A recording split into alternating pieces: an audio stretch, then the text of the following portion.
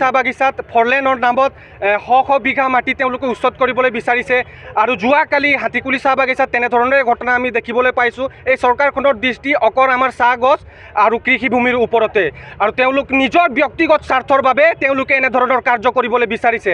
আৰু আজি আমি এই প্ৰতিবাদী কাৰ্যসূচীৰ পৰা সকীয়াই দিছোঁ।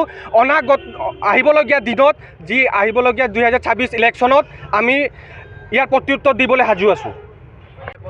প্ৰতিবাদ সাব্যস্ত কৰিছে, কিহৰ ওপৰত প্ৰতিবাদ সাব্যস্ত কৰিছে কি ক'ব? চাওক, যোৱাকালি আমি যিটো হাতীকুলি চাহ বাগিচাত যিটো ঘটনা হৈ গ'ল সেইটো একেবাৰে দুখ লগাৰ লজ্জিত।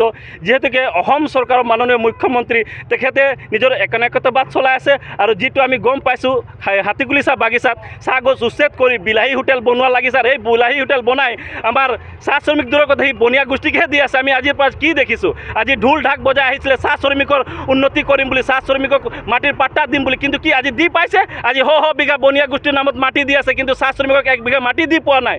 এই যোৱাকালি দেখিছে আমাৰ যেতিয়া গণতান্ত্ৰিকভাৱে আন্দোলন কৰিবলৈ আমাৰ অধিকাৰ আছে, কিন্তু কি কৰিছে যোৱাকালি আমাৰ শ্ৰমিকৰ ওপৰত অত্যাচাৰ কৰিছে, লগতে লাঠি চালনা কৰিছে। আমাৰ কেন্দ্ৰীয় সমিতিৰ সাধাৰণ সম্পাদক লগতে কেন্দ্ৰীয় বিষয়ববীয়াসকলক তেখেতসকলে লাঠি চালনা কৰিছে। আমি ধিক্কাৰ দিছোঁ অসম পুলিচকো, লগতে আমাৰ মাননীয় মুখ্যমন্ত্ৰীকো ধিক্কাৰ জনাইছোঁ। আজি চাওক, যিখিনি মাটি উচ্ছেদ কৰি আজি বিলাহী হোটেল বনাব গৈছে, তেখেতে সেই বিলাহী হোটেল কাৰ কাৰণে বনাই আছে? আজি সেই মানুহখিনিক 1 বিঘা মাটি দিব নোৱাৰিছে, কিন্তু শ বিঘা বনিয়া গোষ্ঠীক দি আজি হোটেল বনাই আছে। সেইখিনি চব ব্যক্তিগত মুনাফাৰ কাৰণেহে কৰি আছে। গতিকে আমি অসম চৰকাৰৰ মাননীয় মুখ্যমন্ত্ৰীক ধিক্কাৰ জনাইছোঁ। আজি এই অসমত আমাৰ 1 কোটিৰ ওপৰত আমাৰ চাহ জনগোষ্ঠীৰ মানুহ আছে। সেই মানুহে আজি ভোট দিয়ে গাদীত বহিছে, সেই ৰজাঘৰীয়া মানুহ যে গাদীত বহিছে, আমাৰ শ্ৰমিকৰ ভোট পাইহে চাহ জনগোষ্ঠী আজি বহিছে।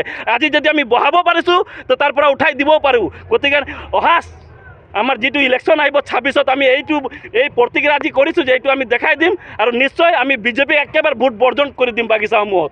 যিহেতুকে যোৱাকালি যি ধৰণৰ সিহঁতে প্ৰহাৰ কৰিছে আমাৰ চেণ্ট্ৰেল বিষয়ববীয়াসকল, আমি কোনো কাৰণত সহ্য নকৰোঁ। সেইকাৰণে আজি আমি আমাৰ জকলাবন্ধা ৰাষ্ট্ৰীয় ঘাইপথত আমি এই প্ৰতিক্ৰিয়া কৰিছোঁ, ধাৰণা দিছোঁ, যাতে অসম চৰকাৰে হুঁচিয়াৰ হৈ যাব লাগিব আৰু অনাগত দিনবোৰত সাৱধান হৈ থাকিব লাগিব। নহ'লে বাগিচা অঞ্চলত কিন্তু তেখেতসকলে সোমালে কিন্তু ইয়াতকৈ বহুত বেয়া আমি কাৰ্যসূচী ল'বলৈ বাধ্য থাকিম।